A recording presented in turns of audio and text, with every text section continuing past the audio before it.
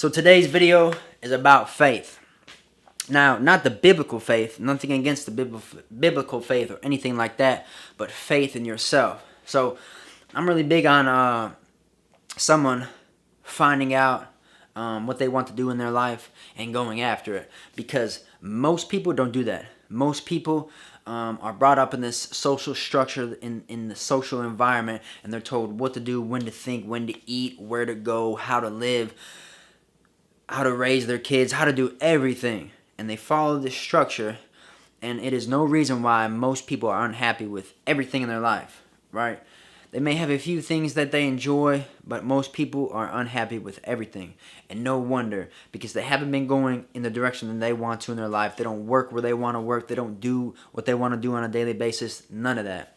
So this is about faith. Now, I did a video about vision, about having a vision and going towards that, or at least going in the future, right? So if you want to achieve something, for instance, let's say you're a basketball player, you're young, and you want to make it to the NBA, or no, forget that, you want to be an NBA champion. So let's say you're in junior high school, you're playing ball in junior high school, but in your mind, all you can see is holding that trophy as an NBA champion. Now that's having a vision. Now, when it comes to faith, that's belief that you can do that. That's placing your belief in the steps that are ahead, that it's possible that you can do it.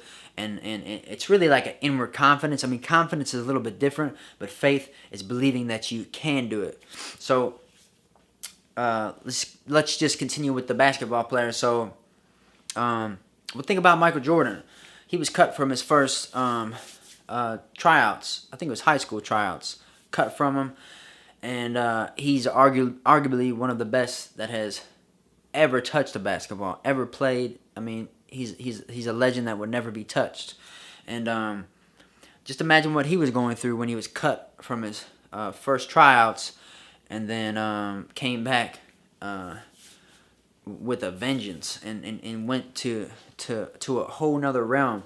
Actually, I remember listening to a number of players talk about him, and we that have never played against him, have never played in the NBA, have never played basketball or anything like that, we really don't know how good he was. I mean, we do from statistics and watching him and seeing the numbers he put up and things like that, but I grew up in Cook County. I was like 20 minutes from where he played, and he was like, he was like straight up idol, and everyone would be talking about him every morning. In Cook County, everybody talked about MJ in the late 90s.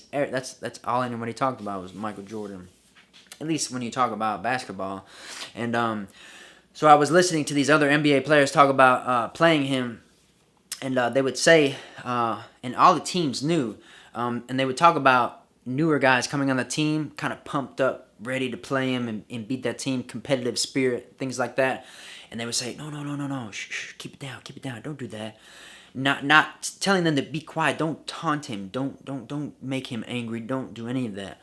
And the reason why is because they say, do not make him mad.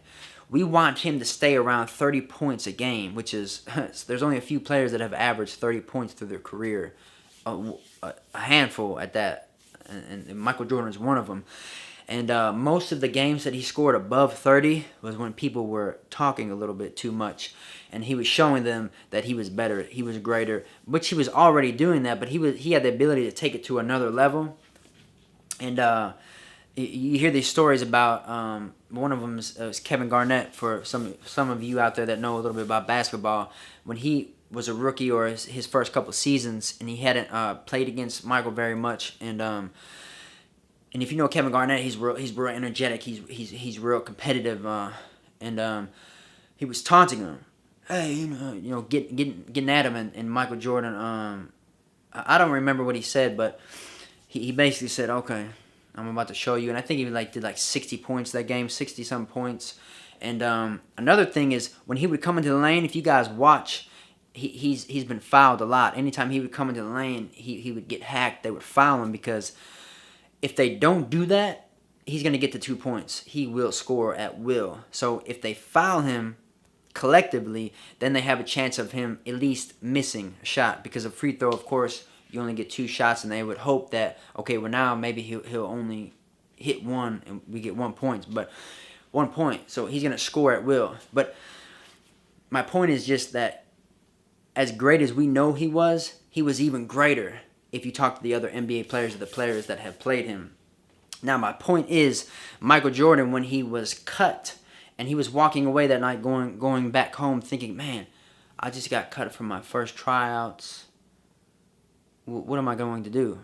Now, if you tell me that a man that has accomplished that much and became that ferocious in that area of life that he chose, if you're telling me that he didn't believe in his mind that it was possible for him to get there, there's no way that he would have got there. You know, he would have went home and said, probably never went back and tried again. So, as an example, if you don't believe that it's possible, if you don't believe that it's possible for you to do what you need to do, the obstacles, the courses that you need to walk through, the new paths you need to create, whatever you need to learn, whatever you need to attain in your mind, whatever it is that you need to do for your own self to get to the next level that you need to do, you're not going to do it. If you don't believe in your own self, it'll never happen. And that's belief, but faith is believing that it's possible, that you can do it, right? Belief that I can accomplish that, I can accomplish that, I can accomplish that, right? So our vision is the end destination. That's us looking at the finish line. Man, look at that, it's beautiful. I can't wait to get there to raise that trophy. But faith is believing that you can get through every single hurdle. So if you don't have faith in yourself, you're not going to get it. You're not going to get there. You're not going to raise whatever it is that you need to raise. Whatever the gold medal in your life looks like, the degree, the plaque, whatever it is, you're not going to get it if you don't believe that you can do it, right? And a lot of people don't believe in themselves. They don't have faith that it's possible for them. And yeah, you can. Just like anybody. Think about anybody in America. Walk to nearest city, nearest town, the biggest city near you, go there. Walk around, look around. Every single building, business, every single brand, every single market, everything was built on people with goals and dreams. They had beliefs, they had vision, but they also had faith that they can get it done. Right? You can have a vision, I want to be an NBA champion.